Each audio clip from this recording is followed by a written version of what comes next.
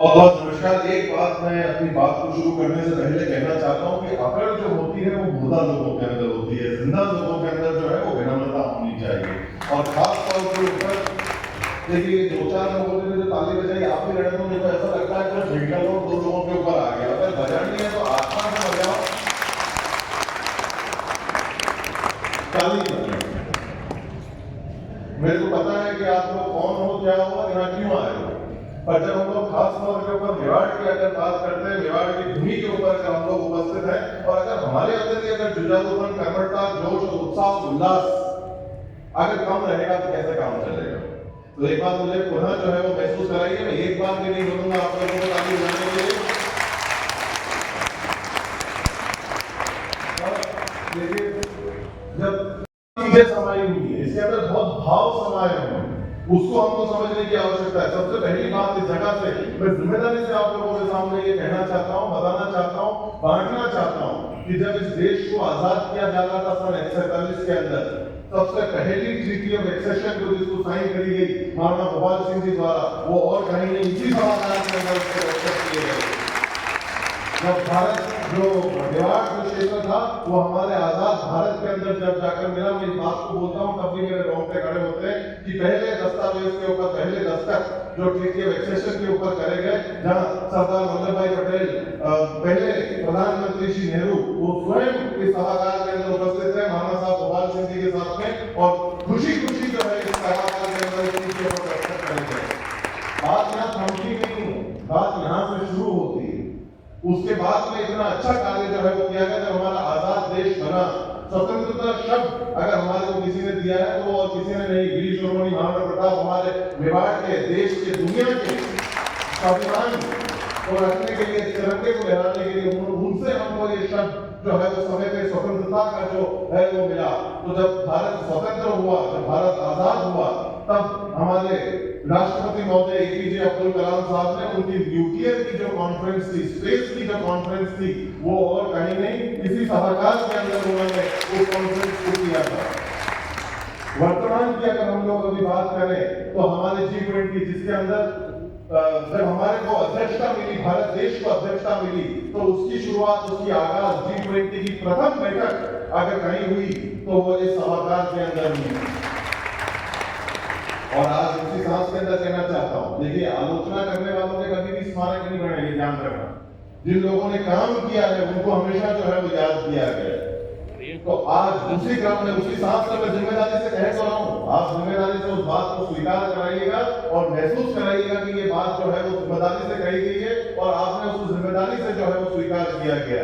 उसी क्रम में, उसी सांस के अंदर फर्स्ट इंडिया भी भारत गौरव सम्मान अगर कहीं करा रहा है तो इसी सभागार के अंदर करा रहा है।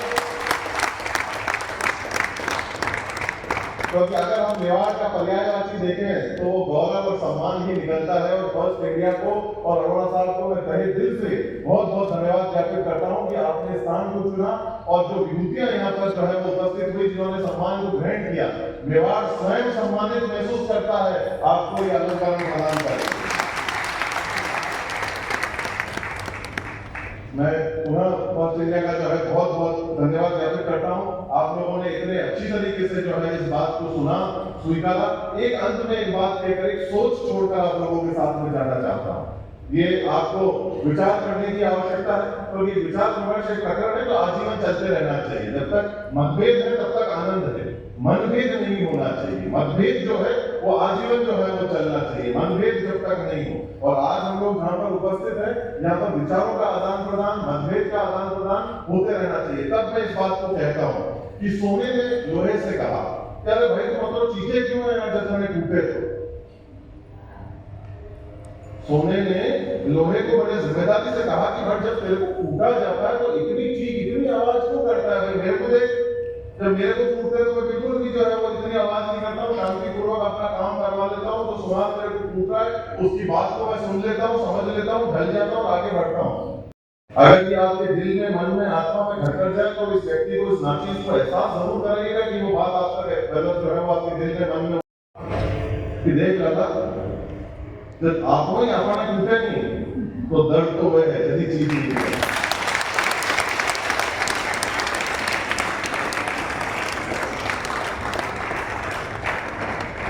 जब कोई पराया किसी को कुछ कह जाता है चलते रास्ते उसके जू नहीं रहेंगे, पर जब अपना अपने को पूछता है ना तब तकलीफ होती है, तब चीख निकलती है। आज की तारीख में मैं ये कहना चाहता हूँ कि जो लोग यहाँ उपस्थित हैं, आप लोगों ने जो प्रेरणा का जो काम किया है, प्रेरणा के लिए हमको कोई ज्यादा दूर जाने की आवश्यकता नहीं है, इसी सभागार के अंदर उपस्थित है। हमारे महामहिम स्वयं उस चीज के एक उदाहरण है कि जिन्होंने उनकी जीवन शैली उसी तरीके से रखा, तो पूरा कार्य जो है वो करा, और आज जिस मुकाम के ऊपर पहुंचे हैं वो हमारे को सीखने के लिए हमारी आवश्यकता है।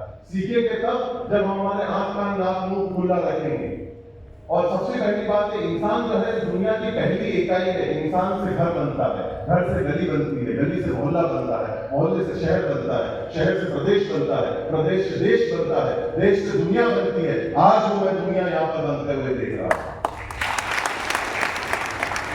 सामने एक पंडित नरेंद्र मिश्र की पंक्ति कही थी, रवि जी ने शायद, वो बहुत ही खूबसूरत पंक्ति कही थी। मैं भी श्री पंडित नरेंद्र मिश्र की पंक्तियों के साथ अपनी बात को विराम देना चाहता हूँ।